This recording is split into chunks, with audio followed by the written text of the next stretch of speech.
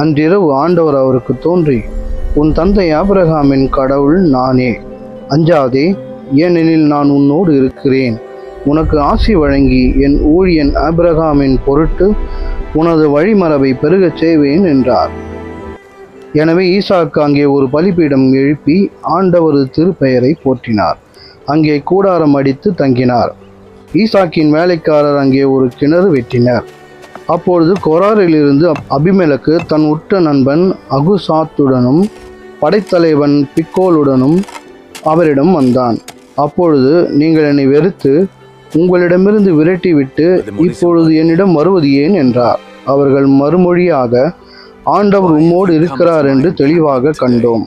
ஆதலால் நமக்குள் எங்களுக்கும் உமக்கும் இடையே ஒரு ஒப்பந்தம் செய்து கொள்வோம். நாங்கள் உம்மோடு உடன்படிக்கை செய்து கொள்வோம். நாங்கள் உமக்கு எவ்வித இடையூறும் செய்யவில்லை. உம்மை நல்ல முறையில் நடத்தி சமாதானமாய் அனுப்பி வைத்தோம். அதுபோல ஆண்டவரின் ஆசி பெற்ற நீரும் எங்களுக்கு எவ்வித தீமையும் செய்யாதிருப்பீர் என்றனர். ஈசாக்கு அவர்களுக்கு விருந்து அளித்தார்.